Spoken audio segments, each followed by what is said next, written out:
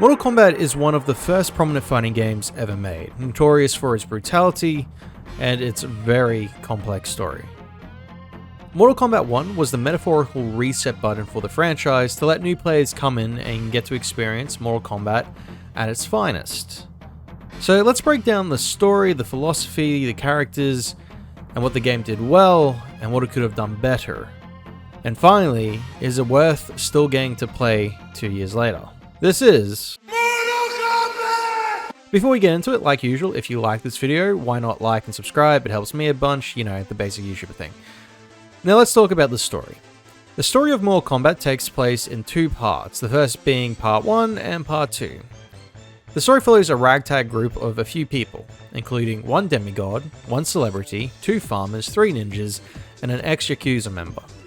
Well, they go to a political combat tournament in good faith, but as time goes on, they discover a secret insurrection in a distant land they were unaware of.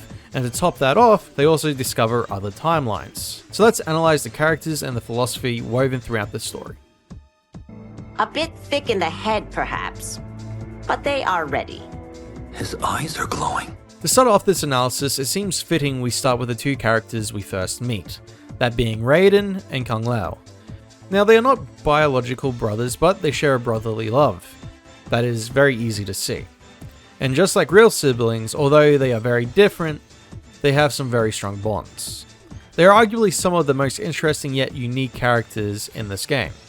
Mostly for the fact that they start in the same place, yet they are very unique in their own way, and they kind of end up in each other's shoes. When we first meet these characters, Raiden can be seen acknowledging the importance of honest work.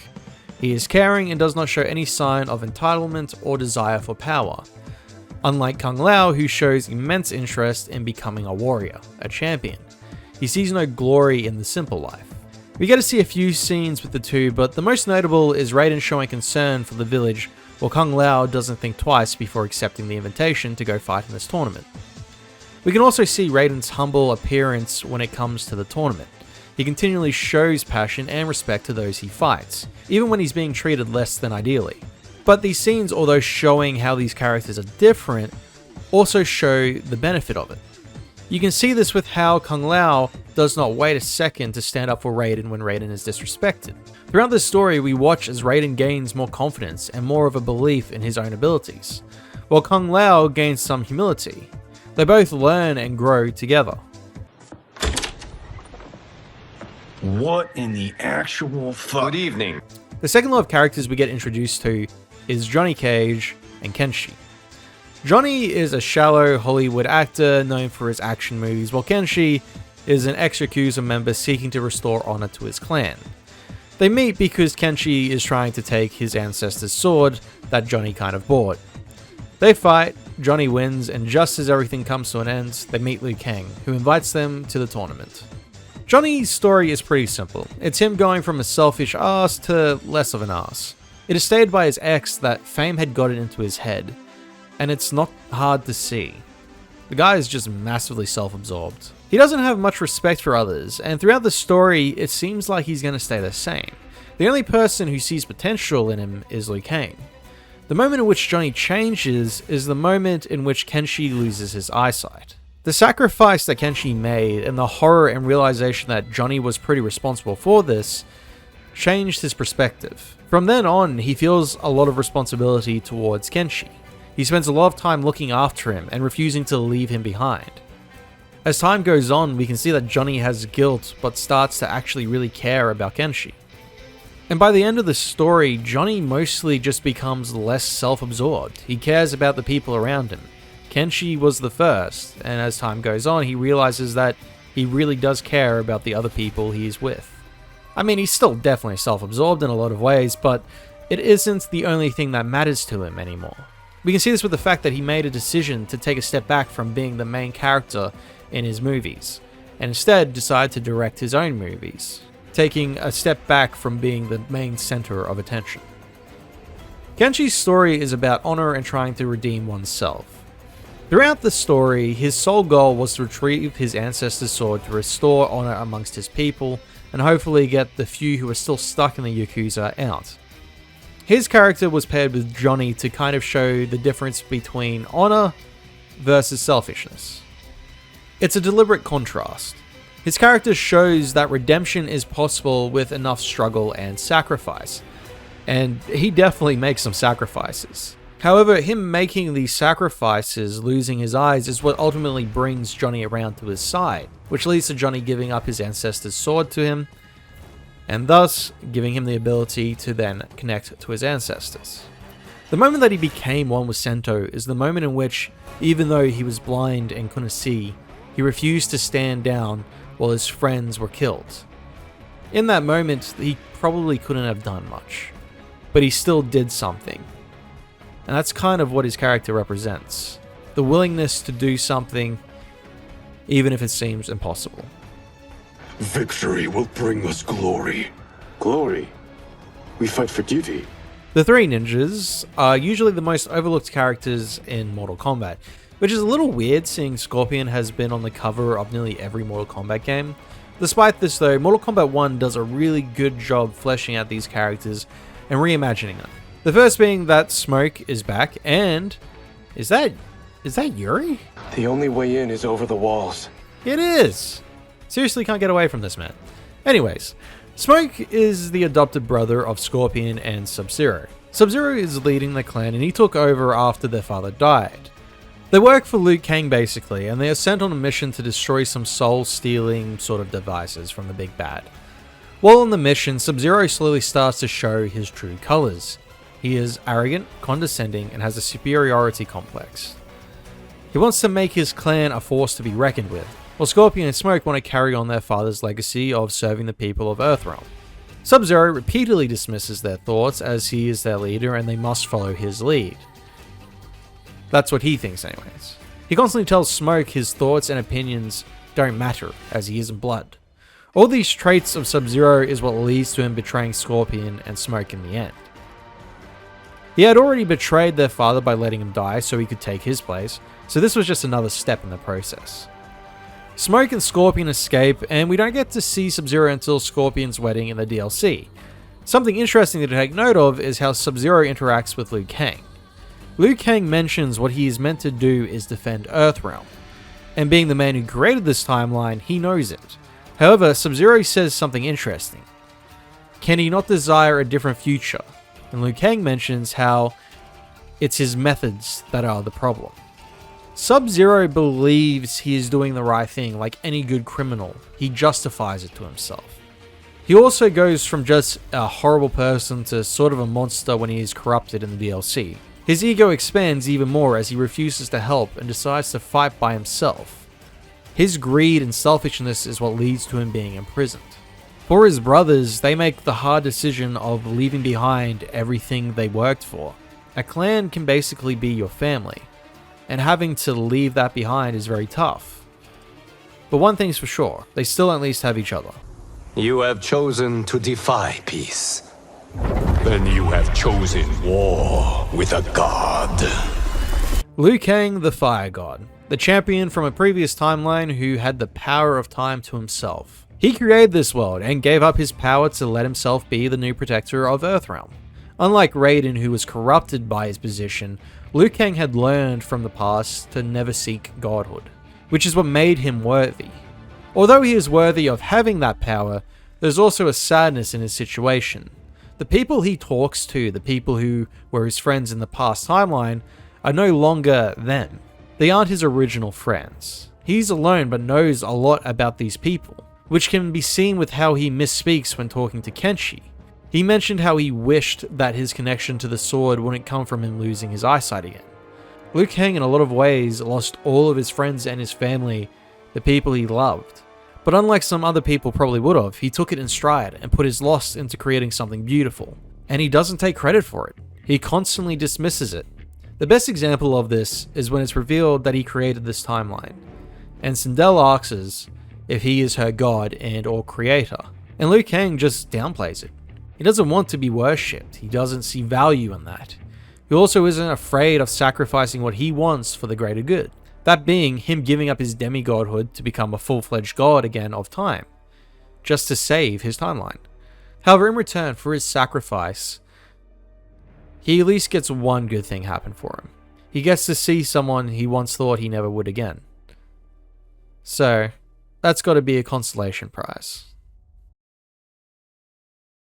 Okay, let's talk about what the game does well. First, the basics. Graphically, Mortal Kombat 1 is one of the best looking games in the genre so far. It was one of the first things I noticed when I started playing. The cutscenes are insanely detailed and every arena and match looks really appealing. The combat is also very smooth and can really flow if you know what you're doing. I do not, but there's definitely people who do. The fatalities are also extremely cool. The animalities are something. Not my favorite of the fatalities, that's for sure, but variety isn't a bad thing, I suppose.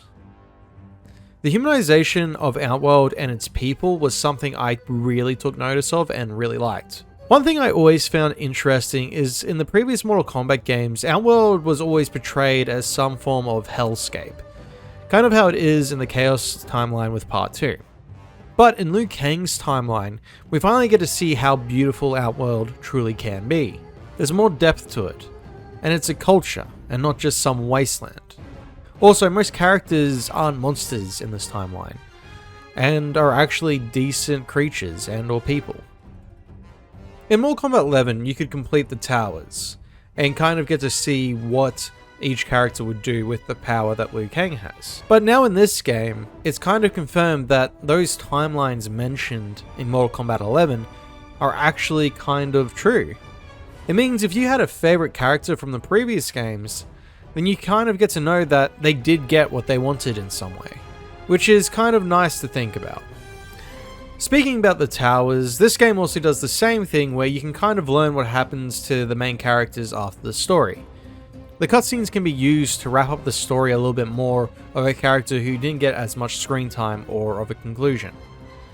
For instance, you can learn that Kenshi did defeat the Triad and became a cop, or the fact that Johnny decided to tell people their story through directing movies, and that Liu Kang actually approved of this decision because he wanted to start to let everyone of Earthrealm to learn about the other realm. We can also see the fact that Kung Lao trained a Shun who became sort of evil, and how they had to hit the restart button and he agrees to work with Raiden to try and train some humility into him. Or, most sadly, the fact that Liu Kang taking back his powers damaged his body and he lost his immortality. He would still live past his natural lifespan, but he would still ultimately die someday. We also see the fact that Raiden saw his counterpart when the timelines were in danger. We see that this interaction kind of changes Raiden.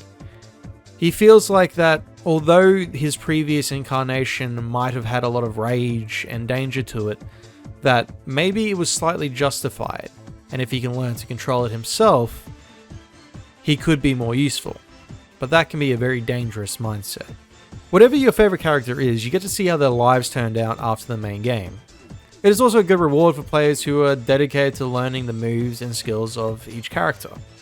In the final mission, you get to choose who you play as, and it's extremely cool being given the freedom to pick a random character.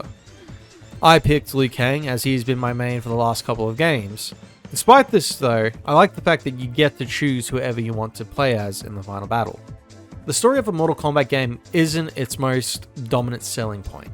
It's the fighting and the brutality of it all. And in the past games, the stories have definitely been confusing for lack of a better word. So giving this story a soft reboot is definitely good for newer players. It allows them to wipe the slate clean a little bit and rebuild these characters from the ground up, hopefully with less confusion. The characters are engaging and interesting. Some definitely have more effort put into them than others. But with such a large roster, there is bound to be so much that they can do. Another really cool thing is the customization of your character. Being able to customize your character and make them look how you want them to is one of my favorite things in these fighting games, stylizing what you want for your character to look like. And I found that they weren't too excessive. A lot of games allow customization to the point that it looks silly, but from what I saw with Mortal Kombat, most of the characters were faithful to how they would actually dress. A lot of games struggle with customization as they put too much into it and the characters start to look a little bit silly and can kind of take out from the experience. But in Mortal Kombat 1, I found that it just kind of adds to it, which is a plus. They haven't gone too far down the rabbit hole in that regard. Now, for some of the negatives. Although I really enjoyed the story and I didn't mind the few hints to past games and so on, I did feel a little annoyed at the end of the main story, as it felt like it was just bringing up the story from past games, and it could be a little confusing, especially for newer players. I was hoping for a self-contained original story with some hints to the previous timeline. However, we got a whole multiverse type situation. But I do suppose it's simple enough to sort of get an understanding of what's going on without playing the previous games. But you might need a refresher if you really want to comprehend everything. Another thing that annoyed me a bit about the story is for the fact there were not many deaths. For a franchise that values brutal combat, you would think there would be more brutal scenes. They do have a couple, sure, but there are not many deaths, which I felt was a little disappointing. I do suppose this is meant to show how Liu Kang's timeline's the better version of everything we've previously seen, but it's a Mortal Kombat game. I do like, however, that they added more brutality and deaths to part 2 of the story, but this could also be for the fact that characters were more disposable, seeing that they were different variants of the main cast. Seeing I'm talking about part 2, I really didn't like that they continued the story as a DLC. Locking important story details behind DLC is some of the most annoying stuff you can ever deal with. For instance, if you don't buy the DLC and just buy the next game, you're going to be very confused with Sub-Zero and how he now looks, or be confused about these new characters who are introduced in the second part. Flashbacks in the next game could maybe help counteract this, but it's hard to say.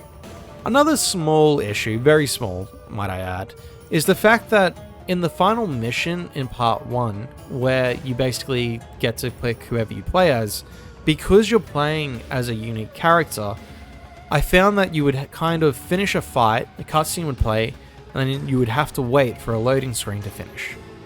It might only be for a few seconds, but that really kind of takes you out of the moment. The fighting, although extremely good and enjoyable, does have a couple of issues. The first being the Kameo system. Although allowing more opportunities, it can also feel really clunky and out of place. I was also really disappointed that you couldn't interact with the environment. It was one of my favorite things from the previous game, and I was extremely disappointed to see that it wasn't in Mortal Kombat 1, as you could have some really cool combos in the previous game. The ranked matches, by the way, are insanely difficult. This mostly comes down to the fact that people who play fighting games are an insane breed who dedicate a large part of their lives to the game. The best thing I can compare it to is a chihuahua fighting a bear. And in this example, I'm the chihuahua. If you're not experienced, you're not going to have a good time. Not until you learn as much as them, which also isn't very easy, as a lot of them spend a lot of time playing these games. Casual matches are definitely easier. They're the ones I found that I did win occasionally on. However, they have died off a decent bit in 2025. I found that if you're looking for a match, you'll have to wait for a decent while, or hop on at very specific times when you know people are coming home from work, or when you know when most of the world will be active. I haven't spoken much about the DLC characters, as I wasn't going to spend the money on them, as I wasn't as invested in this long term. But I do know from a few forums that a lot of people have an issue with these DLC characters, some even claiming that they've killed the game. Some say it's for the fact that it doesn't make sense story-wise, but a lot of them say it's for the fact that they're a bit overpowered. But I can't say too much, as I didn't have too many fights with these DLC characters. Mortal Kombat 1 is a good jumping on point if you've never played one of the games before. The story is sort of a reboot, but you can figure out most of the stuff on your own. For players who have played for years, it's probably a nice soft reboot. However, it is a little disappointing seeing potential favourite characters lose all their growth from previous games. I know I felt like that a little bit with Johnny. Despite all this though, if you want to try a fighting game, I would recommend Mortal Kombat 1. However, this comes with the caveat that you get it on sale, or you play on LAN, as online play is either really slow or absolutely brutal. But for a decent price, and if you like fighting games and playing with friends, I definitely would recommend it. The story of Mortal Kombat has always been a bit rough to process, but the characters, when you look into them, are all unique and have their own motivations. if you're only interested in the actual fighting and not the story, go play Mortal Kombat 11. It's cheaper, and honestly, I prefer it. And we've reached the end of the video. Thank you for watching it. I got sick halfway through recording. I have no idea how that happened. It's not like I've been recording for too long, but like my nose is blocked, driving me insane. But besides all that, sorry for the late uploads. I've kind of fallen behind. I'm trying to play catch up. I know I've got a Resident Evil video coming out at some point, so stick around if you want to see that. I've also got some other videos. If you haven't seen them, go check them out. They're usually pretty good. I put a lot of effort into this stuff. You know, that basic YouTuber stuff. I appreciate all the support. The last couple of months has been insane. I appreciate all of you. But if I don't see you again, remember to stay safe, live life to the fullest, and Finish him!